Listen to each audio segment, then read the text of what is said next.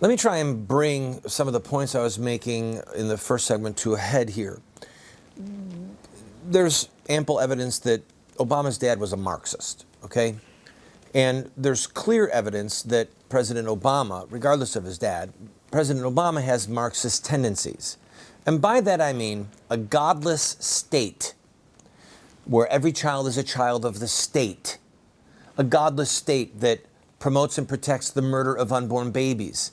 A godless state that forces Christian institutions to pay for drugs that kill unborn babies. A godless state that will not permit a state to say no to same-gender marriage. A godless state that forces the redistribution of the wealth. And he is helping toward those goals in part by defying the law, in part by encouraging people to agitate, in part by being an agitator himself verbally. And I early on in the intro, I said that there's something there that's about parenting. And I think that he is still living through the fact that he was abandoned as a boy by his dad, and that there's a part of him that thinks it's okay for all parents at some level or another to abandon their children into the hands of strangers.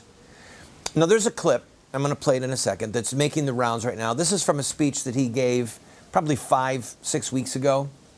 And it was kind of ignored when it happened, but now this clip has emerged.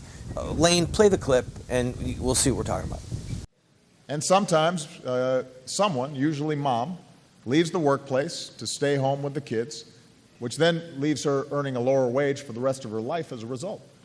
And that's not a choice we want Americans to make. So let's make this happen. By the end of this decade, let's enroll 6 million children in high-quality preschool. All right, so you can see how some stay-at-home moms would be ticked when he said this is a choice we don't want people to have to make, to stay at home with their children. And then, well, let's really work by the end of the decade to get 6 million children into pre-K care by total strangers. And Snopes, who I respect, who ferrets out whether or not something that's being promoted online is true or false.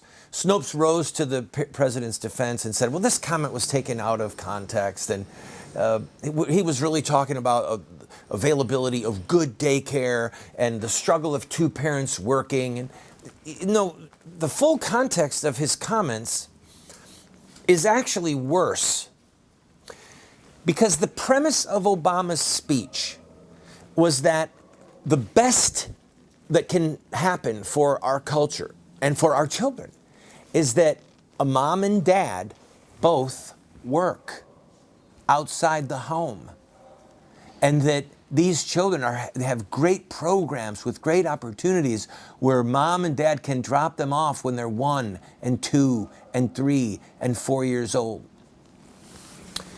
There are a lot of moms alive today at various ages who really regret that they were not home with their children when they were small. They missed out on the development of their children. There are a lot of parents who regret that they did not have the hours that they would have liked to mold the fiber of their child's character. It was left to the hands of strangers. It was left to a small mob of other children. I mean, think of the Lord of the Flies. Think of how mean kids can be to other kids. Think of the things that happen in daycare. I've got a friend who said that he remembers being 1 and 2 years old and being taken and put in a high chair in daycare while his Christian mom and Christian dad were working, and left in the high chair for hours on end because he was overactive and he was a little bit mischievous. In other words, he was a boy. He was behaving like a boy, and their way of dealing with him, his daycare, involved him getting put in a high chair. So, as you look at Obama's agenda, as you look at his agitation, as you look at what he's trying to accomplish with a godless state, I want you to just remember a few things. Number one, it's his ethics that are the problem. I believe in agitation for a righteous goal, but agitation for an unholy goal or an unrighteous goal is in fact unholy and unrighteous.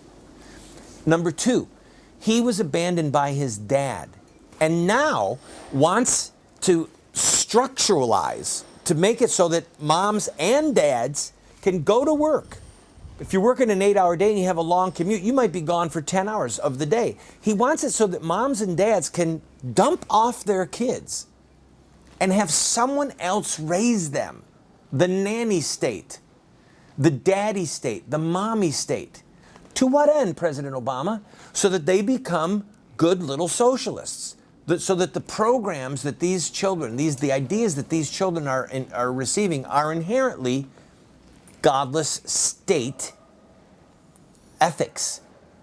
The pro-baby killing, the pro-birth control, the pro-same-gender marriage, the pro-redistribution of wealth. When these kids grow up to become adults and they have nursed at the breast of big government for their whole life, what kind of adults does that make them? What political agenda will they have? So I'm not certain that I have made my point as well as I would like, and I'll continue trying in the next segment. But just understand this, that there's something about President Obama's childhood and about his own parenting that is a source of the evil that this man is promoting.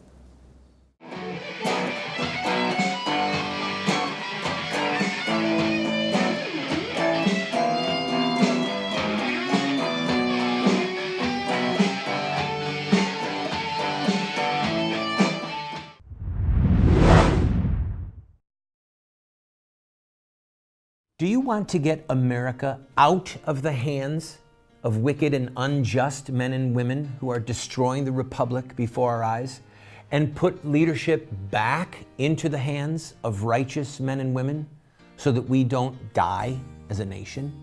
Well, you're talking about social revolution, and there are rules in social revolution. We can look at the victorious social revolutions of the past, such as the end of slavery, the end of child labor, women's voting rights, the end of segregation, and so much more, and learn from their victories. Look at their actions, their images, their rhetoric, their sacrifices, and their final fruit. We will send you this series that originally cost $129, 7 books for students, 1 teacher's guide, if you'll give a gift of any size and just pay for shipping and handling. Take advantage of it today.